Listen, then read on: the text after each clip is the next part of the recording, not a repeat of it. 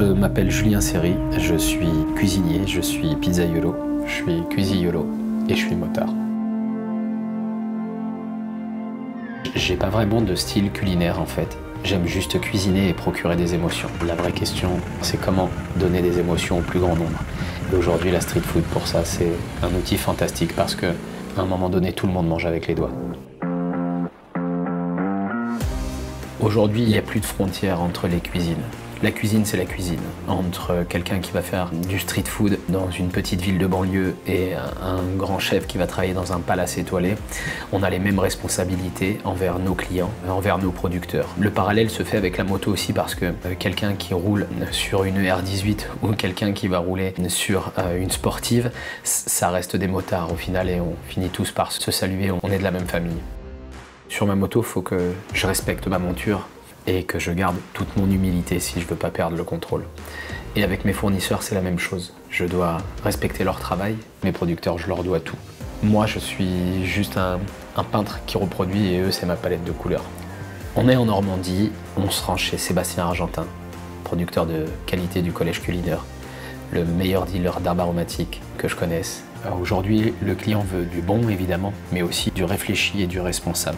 Et moi, j'ai pas trouvé meilleur moyen que de mettre les autres en lumière pour mettre en lumière mon travail. Et quand on va voir des gens comme Sébastien, on en arrive à se demander si on a choisi le bon métier. Quand il ouvre sa bibliothèque d'herbes, il nous fait voyager et il peut nous sortir de la sauge ananas qui vient du Brésil, ou il peut aussi nous faire goûter des herbes avec lesquelles on aura l'impression de boire un pastis à Marseille. Il peut aussi nous sortir des herbes qui vont être anesthésiantes. À chaque fois, c'est vraiment très puissant. C'est dû à la passion et l'amour qu'il y met. Je me dis, waouh, qu'est-ce que j'aimerais moi aussi être aussi beau que lui, parce que pour moi, ils sont beaux. Ils sont vraiment dans la réalité et nous, on est dans l'abstrait le plus complet.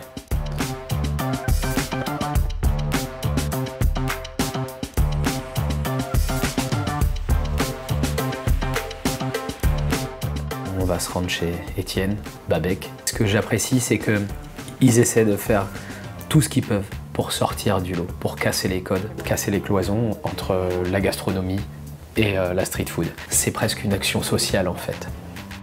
Ça réunit et ça, c'est notre combat.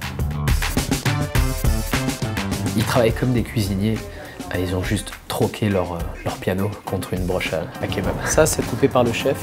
Ça, c'est coupé par Étienne. Et puis à côté, il y a toute une palette de couleurs qui sont apportées par les légumes, les condiments, le fromage, les laitages, les herbes.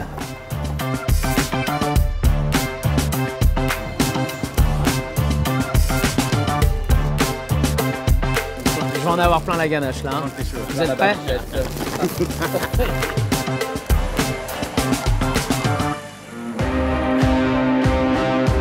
Je suis vraiment embêté avec la R18 parce qu'elle me plaît beaucoup en fait. Avant de m'asseoir sur cette moto, c'était pour moi inenvisageable de rouler avec cette typologie de moto, le custom, un peu old school, c'était pas du tout pour moi. Mais la R18, c'est une moto qui m'a fait découvrir un sentiment de liberté que j'avais pas connu jusqu'à là avec la moto. Elle sait être linéaire quand on en a besoin et elle sait vibrer quand on en a besoin. Et en même temps, elle est d'un confort hors du commun. Et aujourd'hui, j'essaye de faire de la place dans mon garage parce que je me vois plus rouler avec autre chose. On va faire un tour à Étretat pour regarder l'horizon et venir compléter le sentiment de liberté que me procure cette R18 avec un panorama hors du commun.